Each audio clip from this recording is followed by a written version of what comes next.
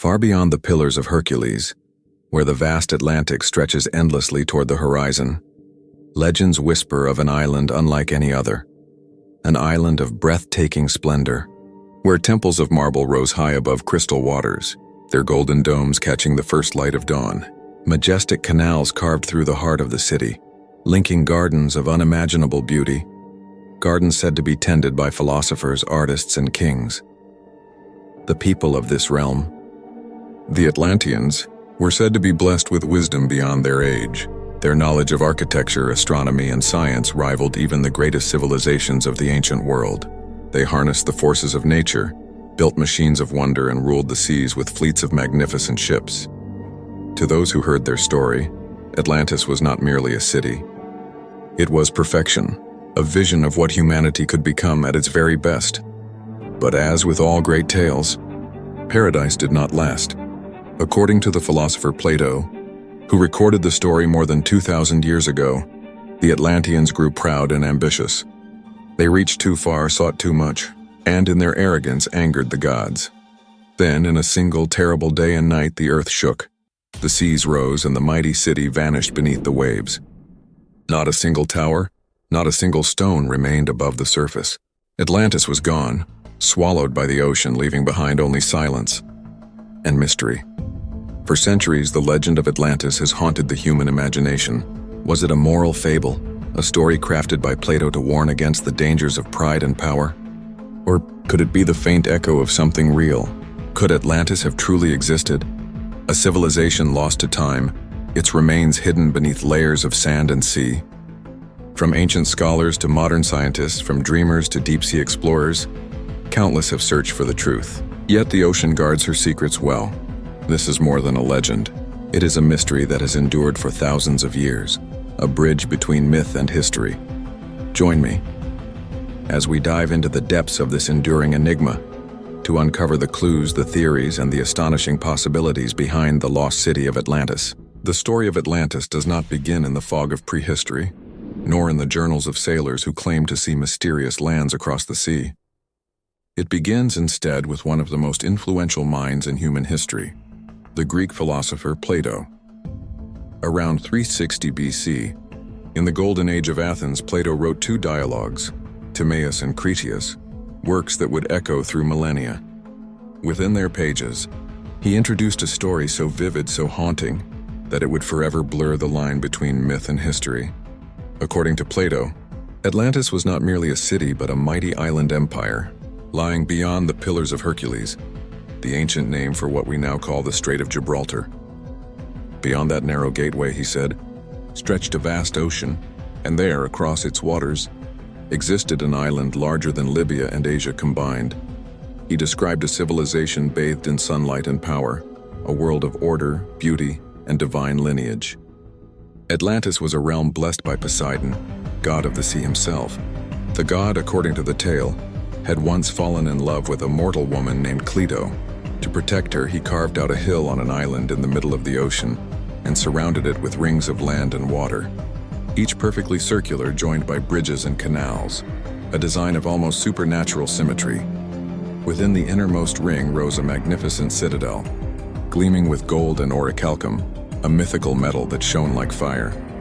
Temples to Poseidon towered above the city. Majestic walls were plated in bronze and silver, and in the harbor, fleets of ships reflected the might of a maritime empire that ruled both the seas and hearts of men. Plato tells us that the rulers of Atlantis, 10 kings, descendants of Poseidon's bloodline, governed their realms with wisdom and virtue. Their laws were noble, their society just, and their people harmonious with the divine order. For a time, it seemed Atlantis had achieved what every civilization dreams of, the perfect balance between strength and morality. But as Plato wrote, prosperity bred arrogance. The Atlanteans began to hunger for conquest, seeking to extend their dominion across the known world.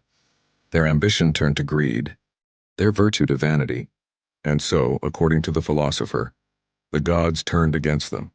In a single night and day of misfortune, earthquakes and floods consumed the island, swallowing Atlantis into the depths of the sea, never to be seen again.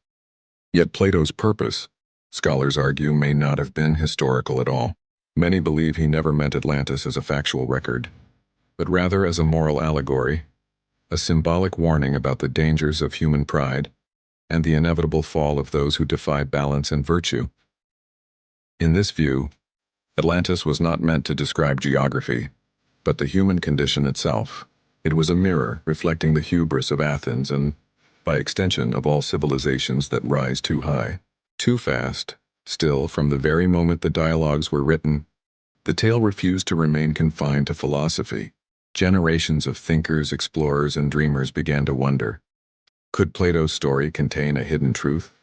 Was there perhaps a real island, a forgotten empire that inspired the legend, or was it all, as Plato might have intended, a beautiful fiction, a parable wrapped in poetry, meant to remind humanity that even the mightiest can drown in their own ambition? And so began a quest that has lasted more than 2,000 years, a search not only for a lost continent, but for the fine line between myth and memory, imagination and history. As Europe awakened to the age of discovery, the legend of Atlantis was reborn. From the ports of Spain and Portugal, explorers gazed westward across an ocean still largely unknown. Filled with both promise and peril, they sailed not just in search of trade routes and riches, but in the hearts of many. There lingered the tantalizing hope that somewhere beyond the horizon lay the lost paradise of Atlantis. Sailors whispered of strange islands appearing in the mist, then vanishing again without a trace. Maps of the 15th and 16th centuries began to show mysterious landmasses labeled Antillia, High Brazil, or Isla de San Borondon, names that blurred the line between geography and legend. To the imaginative mind, these were hints, faint echoes, of Atlantis itself. As the first European explorers reached the shores of the Americas, their wonder deepened. Among the monumental ruins of the Maya and Aztec civilizations, they found vast cities aligned with the stars, complex canals, and pyramids of precise geometry. Some chroniclers even noted circular city plans, eerily similar, they thought, to Plato's description of Atlantis with its concentric rings of land and water. Were these coincidences? Or could the Atlanteans have crossed the seas, bringing their knowledge to the New World? Writers and priests of the era eagerly embraced the possibility. Books and sermons declared the discovery of a second Atlantis in the lands of the West. Yet, as history often shows, imagination can outpace evidence. Reports became exaggerated, myths woven into official accounts. The line between sincere observation and wishful thinking blurred beneath the sails of empire. Still, the dream persisted. Every explorer charting the coasts of the Atlantic carried deep within the question, what if Plato had been right all along? Not all looked westward for answers. Some turned their gaze closer to home, to the ancient waters of the Aegean Sea. Here, in a crescent of shattered cliffs and sapphire waves, lies the island of Santorini, once known as Thera.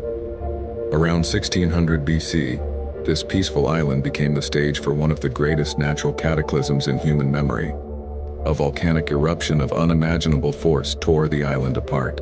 Towers of ash and fire filled the sky, blotting out the sun for days. Entire cities collapsed beneath the weight of falling stone. Tsunamis raced outward, devastating the coasts of Crete and beyond. In that era, a great seafaring civilization flourished, the Minoans, a masters of trade, art, and engineering. They built multi-storied palaces with running water, vibrant frescoes, and complex plumbing systems centuries ahead of their time. And then, almost overnight, their civilization withered and disappeared. Imagine the terror of those who survived. The sky turned black, the sea raged with fire, and the land itself crumbled beneath them. Over generations, such memories might evolve, from eyewitness accounts into oral traditions, from tales of destruction into the seeds of myth. Could this have been the true Atlantis? Not a moral allegory, but a distorted memory of the Minoan world, passed down through Egyptian priests and retold by Plato 1,000 years later. Many historians find the parallels striking. An advanced island civilization, a culture blessed with beauty and intelligence, a sudden cataclysm from the sea that wiped it from history. Archaeologists excavating Akrotiri, the buried Minoan city on Santorini, discovered frescoes of dolphins, fleets and temples, and frozen in ash like a photograph of a vanished world. To some, these ruins whisper not of fantasy but of memory. Atlantis was real and it burned beneath the volcano of Thera. While the Mediterranean offered plausible evidence, others were drawn by the vastness of the Atlantic itself, that endless ocean Plato had once described as lying beyond the Pillars of Hercules. In the 19th century, as science and imagination collided, explorers began drawing speculative maps of where Atlantis might have been. Some placed it near the Azores, a chain of volcanic islands rising from the mid-Atlantic ridge.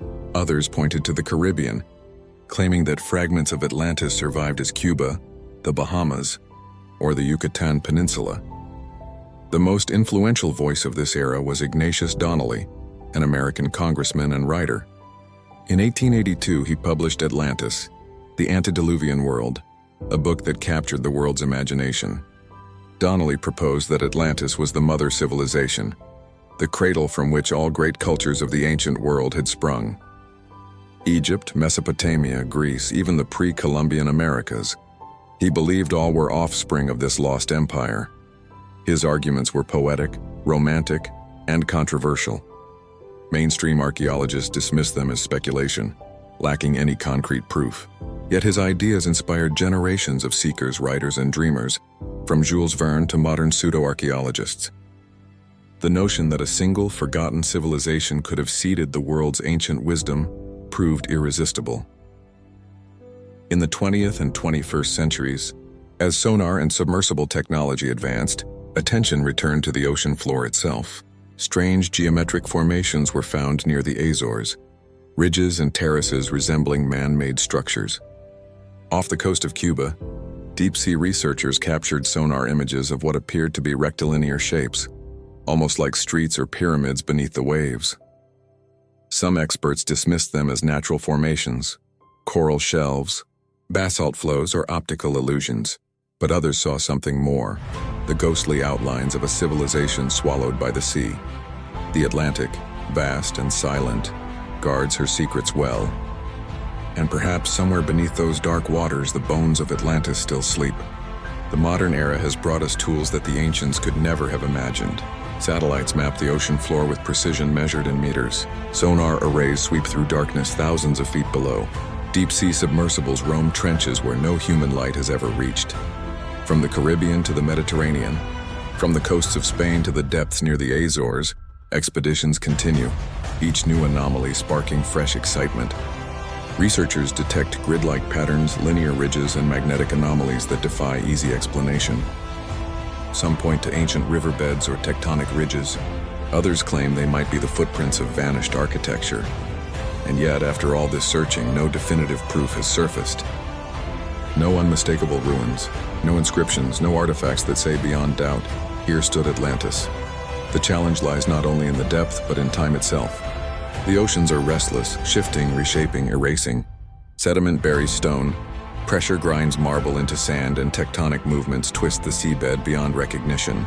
Even if Atlantis once existed, the world beneath the waves may have transformed it into something unrecognizable, a memory entombed in the Earth's restless crust. Still, humanity searches. Because Atlantis is more than a city, it's a symbol of our longing to know where we came from and what we might yet become. As long as the sea calls to us with her mysteries, the legend will never truly die. For over 2,000 years, the legend of Atlantis has hovered at the edge of human imagination. Half myth, half tantalizing mystery, countless maps, theories, and expeditions have tried to locate it, beneath the waves of the Atlantic, under the sands of the Sahara, or frozen beneath Antarctic ice. Yet for all our searching, the truth remains elusive. Most mainstream scholars continue to caution restraint. As Plato described it, Atlantis lacks any solid archaeological foundation. No inscribed tablets, no ruins, no city plan carved into stone that matches his precise layout of concentric rings, canals, and temples. What we have instead are echoes, myths of lost islands, floods, and vanished empires, found in cultures across the globe. Many historians argue that Plato invented Atlantis entirely, crafting it not as a literal account but as a moral allegory. In Critias and Timaeus, he portrays a proud and technologically advanced nation that falls into decay, its people consumed by greed, arrogance, and lust for conquest. Their punishment, a catastrophic flood that swallows the island whole, mirrors his warnings about moral corruption and hubris. Was this a veiled critique of Athens, his own society at its imperial height? Or a philosophical fable about the fragility of human virtue and power? And yet, despite centuries of skepticism, the legend refuses to fade. Why does Atlantis still grip us so fiercely? Perhaps because it speaks to something primal in the human spirit, a yearning for lost wisdom, for golden ages that slipped away. It awakens the haunting idea that civilizations, no matter how advanced, can vanish overnight, and that entire chapters of human history may still lie buried, waiting to be rediscovered. Think of the Maya, whose vast cities were reclaimed by jungle, the Indus Valley people whose script remains unread, the Minoans of Crete undone by fire and sea. Each stands as proof that greatness can fall silent without leaving clear answers behind. In that silence, the myth of Atlantis finds its echo. So perhaps Atlantis was never one place at all. Perhaps it is a symbol, a mirror held up to humanity's own rise and fall, a poetic emblem of what is possible, what is forgotten, and what is lost to time, until undeniable evidence surfaces, an inscription, a ruin, a discovery that rewrites our history. Atlantis will remain suspended in the twilight between legend and truth. It endures there at the boundary of myth and memory, reminding us that the past is never fully known, and that even the brightest civilizations can be swallowed by the dark tides of time. Atlantis continues to whisper to us across the millennia, from the faded scrolls of ancient philosophers to the silent depths of the ocean floor. It is a name that refuses to die, echoing through time like the sound of distant thunder beneath the waves. For some, Atlantis is nothing more than a story, a masterpiece of imagination crafted by Plato to warn against human arrogance and moral decay. A utopia that grew too proud, too powerful, and was swallowed by the sea as punishment from the gods. But for others, the tale feels like a faint reflection of something real, a memory distorted by ages, retold by generations until fact blurred into legend. Could there once have been a great civilization, older than our history's record, that rose to glory and perished in cataclysmic floods? Could Atlantis have been more than metaphor, a real place, lost beneath shifting continents and forgotten time? We may never know for certain. Every diver who descends into the ocean's silence, every archaeologist who brushes dust from an ancient stone, every explorer who follows the faintest trace of myth, all of them are chasing the same thing, the truth hidden between history and dream. And perhaps that quest itself is the point. The search, the curiosity, the wonder, that is what drives humanity forward. Atlantis is not just a lost island. It's the symbol of our unending desire to uncover what was once thought impossible. So now I turn the question to you. What do you believe? Was Atlantis a beautiful myth born from Plato's imagination to teach us wisdom? Or was it a forgotten chapter of our story? A civilization erased, waiting patiently beneath the ocean for us to remember? Tell me your theory in the comments below. And if you crave more untold stories, more mysteries that bridge the line between truth and legend, don't forget to subscribe and ring the bell to stay with us on this journey through the shadows of time. This is the hidden history, where the past breathes again, and every mystery brings us one step closer to discovering who we truly are.